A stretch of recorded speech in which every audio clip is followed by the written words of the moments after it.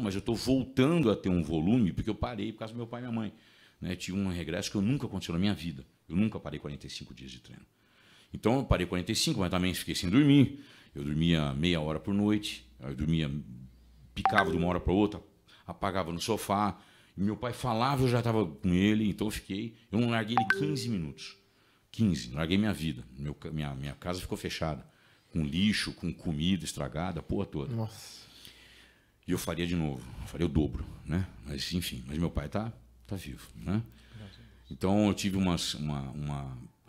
já tinha isso na minha cabeça, né? Que a vida deles é mais importante que a minha, né?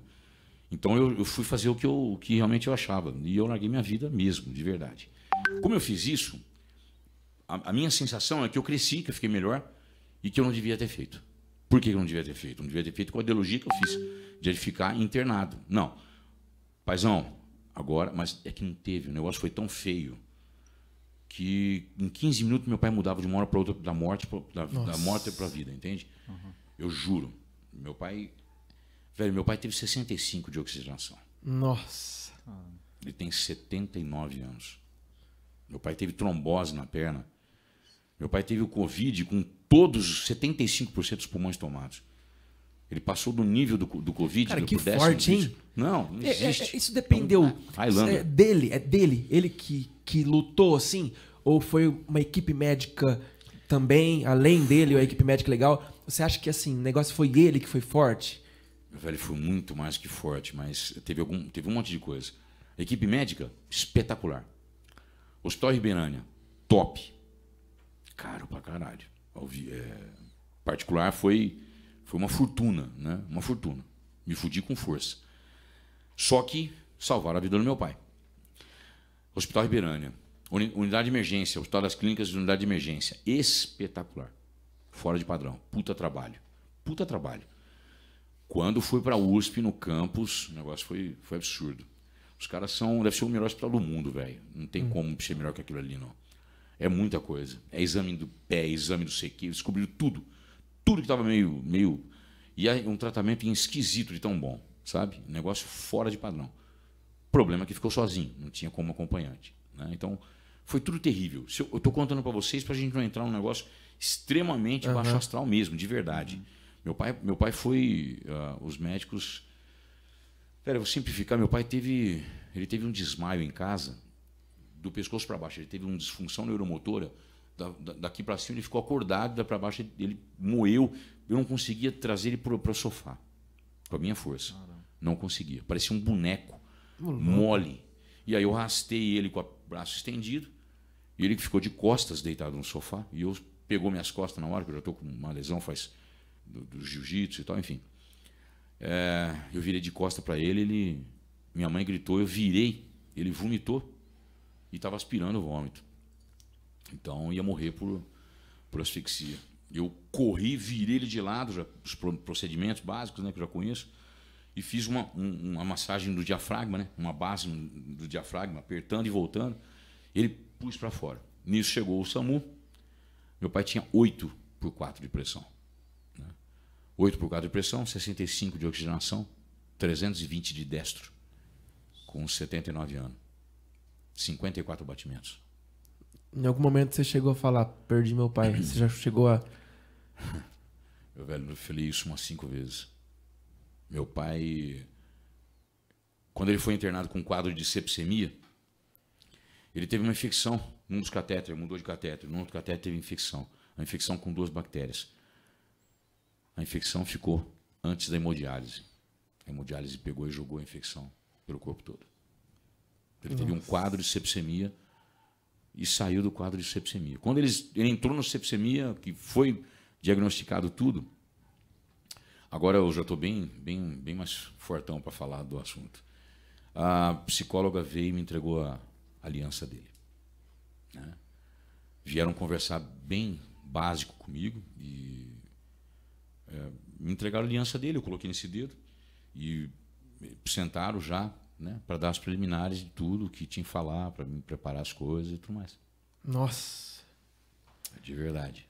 Cara, eu não... eu imagino que você passa.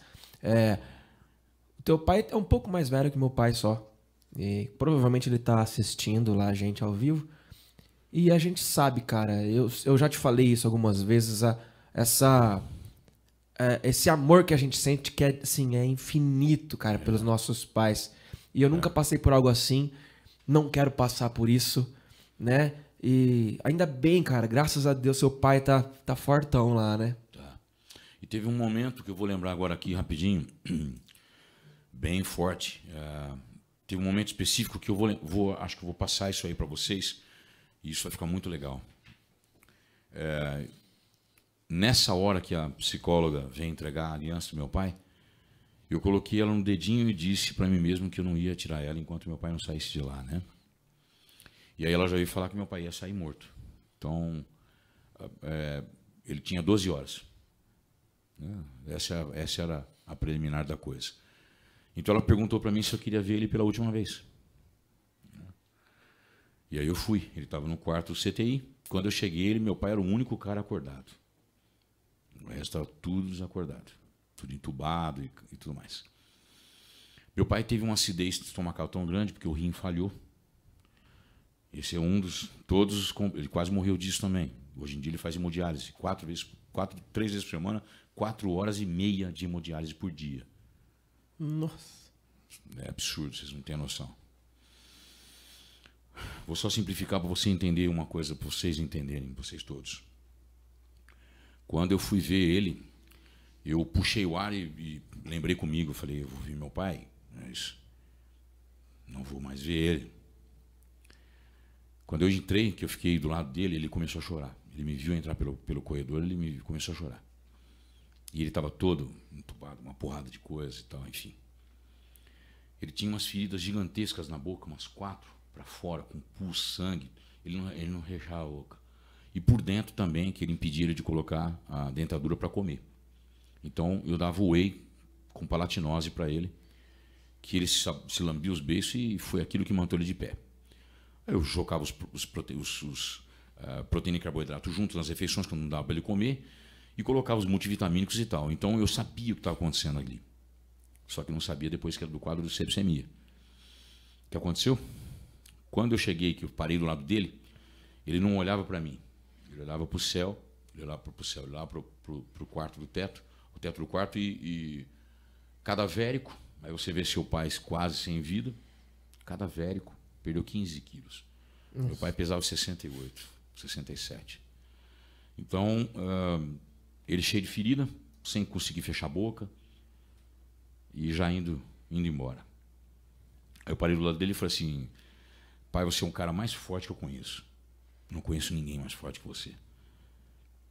Aí ele falou, ele olhou assim para cima, assim, ele não conseguia responder depois disso.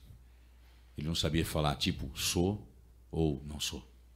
Estava completamente entregue, entende? Aí eu falei uma coisa muito interessante, que foi o seguinte, eu falei para ele assim, tenha raiva, pai, pelo menos um pouquinho. Porque a raiva me tirou de muita situação,